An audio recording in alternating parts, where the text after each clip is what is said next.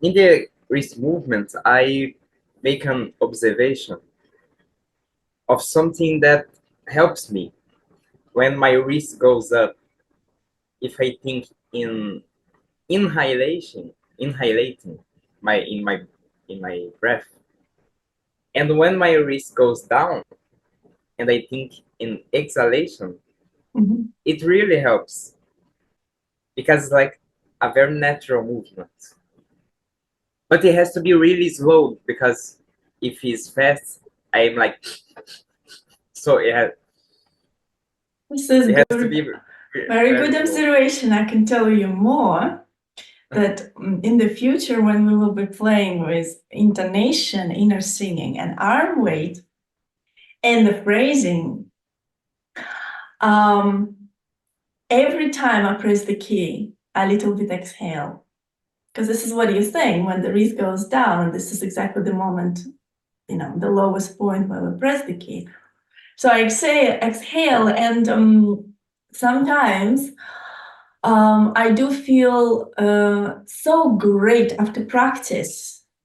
And not because it's sort of a meditation for me and I am able to mentally envision every note, I'm focused. Anything where you're focused fully, it's a meditation, right? It's very draining when the mind is wandering, right?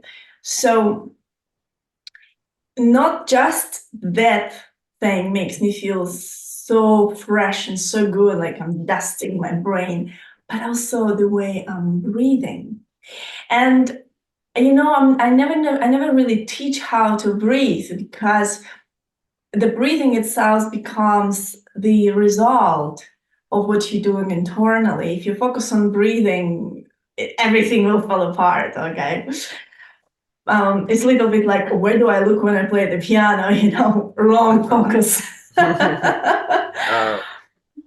But what I've noticed as a byproduct of intonating the music with correct energy distribution, I sometimes don't inhale for maybe the whole page. I learned, and it's a very strange breathing to try to translate it to you, but it's sort of like I said, every time I press the key, I'm a little bit exhaling, and then I'm a little bit inhaling before touching the key. But this is a very subtle combination of inhalation, shallow inhalation and exhalation. And sometimes on the most prominent parts of phrasing or climax part, I fully exhale. And then I fully inhale to start a new phrase. Depends on music, really, musical structure. But what you said, it's going to be reflected in a more subtle, more nuanced way in the future.